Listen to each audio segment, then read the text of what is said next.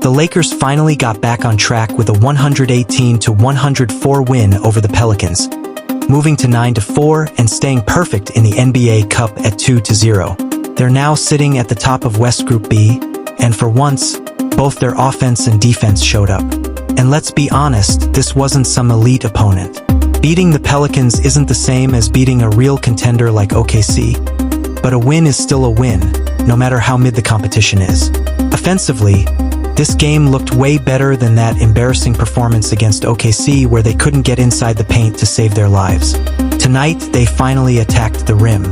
Whether it was pick and rolls with DeAndre Ayton and Luka Doncic, or Austin Reeves feeding Ayton for easy dump-offs, they actually played through their big man at the high post and showed real paint presence.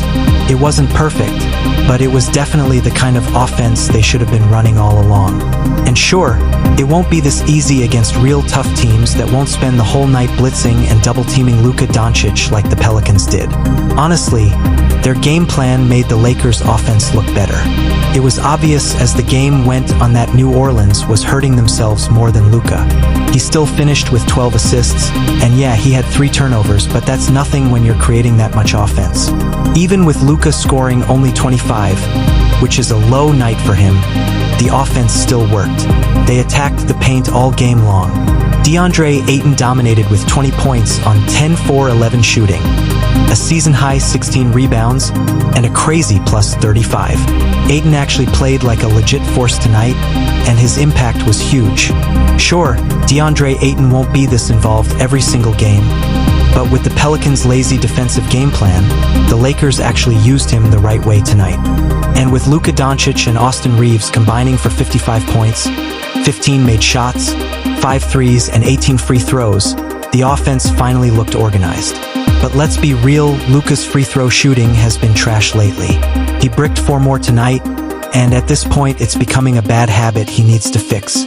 Outside of that, the Lakers' offense looked solid. The three-point shooting wasn't pretty though, thanks to Marcus Smart going 1-4-10 from deep. Most of his shots were decent looks, but a few were flat-out bad decisions that killed momentum. I hate when Marcus Smart pulls up for a transition 3, he's just not that guy, and he's not efficient enough to be taking those. But I do love his aggressiveness, and the same goes for Rui Hachimura. Rui keeps shooting over 50% almost every night, with only 1 game this season below that mark, and he hit 2 more threes tonight, now doing that in over 5 straight games. The Lakers basically played the way they should against a team like the Pelicans. Yeah, it got shaky at the end when New Orleans suddenly decided to play defense in the 4th quarter and cut the lead down to 9, maybe even less. But honestly, the Pelicans didn't look good for most of the game because the Lakers controlled the pace, controlled the paint, and their defense kept New Orleans uncomfortable all night. Without LeBron on the floor, the Lakers play super slow and methodical, and when they control the pace like that, they're tough to beat, as the Pelicans found out. New Orleans didn't want to play that slow, and it completely played into the hands of Luka Doncic and Austin Reeves. The Pelicans looked confused, sloppy, and it showed with 19 turnovers. Even Derek Queen coughed it up 5 times, and Herb Jones, who's usually steady, gave it away 5 times too. The Lakers took full advantage, turning defense into offense with 13 steals. Every starter had at least 1 steal, with Marcus Smart getting 2, DeAndre Ayton getting 2, Luka getting 2, and even Jake Ree coming off the bench with 3 steals, all in the 1st quarter. It was a strong performance, but now they have to bring that same energy tomorrow against the Milwaukee Bucks, and they've got to fly from New Orleans to Milwaukee tonight. So don't be surprised if the next game gets a little rough. I wouldn't be surprised if either Luka Doncic or Austin Reeves sits out tomorrow, and we finally see the debut of the Lakers rookie too. But the Lakers have to carry the same energy into the next game and keep playing with the effort they showed tonight. With that said, I'll let you hear from JJ Redick and the team about the win, what they cleaned up, and how they plan to keep this momentum going. And just mentioned that the 2nd and 4th quarters has to be better. You had to go back to the starters early. What did you see in those few minutes from that group, and what does need to get better? Not important. I think that for us, the fact we got off to a good start for the first time on this trip, that group's to set the tone to start both halves. We're able to finish the game. got a little choppy there with some of the just the physicality on both sides. And, but proud of our group, and again, a much better defensive game for us. I thought the 28 assists were huge. Austin and Luka getting 19 of those. I don't know the exact potential assist numbers, but I know it was high. We were able to get a lot of good looks tonight. There's a lot to be pleased with, and I thought DA's performance was awesome as well. Some of the things you've talked about, really liking like the hit-ahead passes, seemed like there were a number of those in the first half, and then just when they blitzed Luka, all the good action you got out of it. And how did you feel like that was kind of key throughout for the starters, especially? Yeah, we executed out of the blitz for the most part, and again, we missed some really, really good looks. I thought Smart got some great looks, and we're confident with him as a shooter, and he'll knock them down. The early seals in the first half were awesome. Da got one,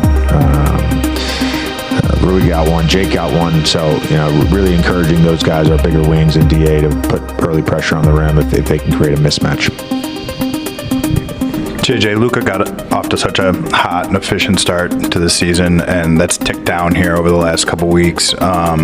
One, I guess, how encouraged were you with your ability to score the ball tonight as a team despite that? And I guess, what are you seeing, and is it just shots not falling right now for him?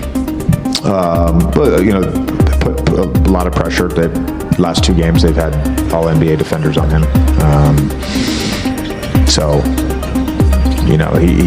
We got to do a better job of getting the ball to him, in the right spots, at the nail and on the block.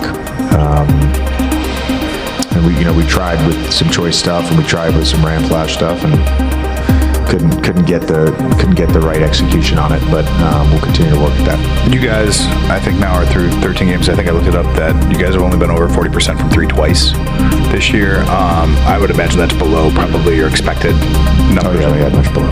Yeah. Do you just feel like that's just going to swing back over the course of 82? That's still small sample-y? Yeah, it's a slow start from three. If I remember correctly, I think we got off to a slow start from three last year. I think there's always stretches of a season where you're not making threes, and there's stretches of a season where you are making threes. Even the best shooting teams, percentage-wise, they're going to have some lulls. And I remember as a player having certain years where I didn't get off to a great start shooting the three, and the preparation and the belief and your teammates encouraging you to keep shooting, all that stuff is important. So I think our guys will get there. Toward the end of the game, DeAndre had that moment where he had the ball. Teammates seemed like some of his teammates were telling him to put it up, but typically in those moments, you just hold on to the ball. But in the cup games, point differential is so important. How is that disorienting as a coach or for the players, where point differential is just so important, I guess, in these moments? Yeah, I think the guys want to win every game, and they want to win every cup game, and they want a chance to compete for the cup championship. That I don't think in the middle of an NBA game really you're thinking about point differential. There's too much stuff going on, and we were telling the guys to shoot on the last possession. But there's always other stuff happening, and I thought the sort of the last 4 or 5 minutes, there was a lot of back and forth chatter with the officials, and I think that kind of disrupted the game a little bit.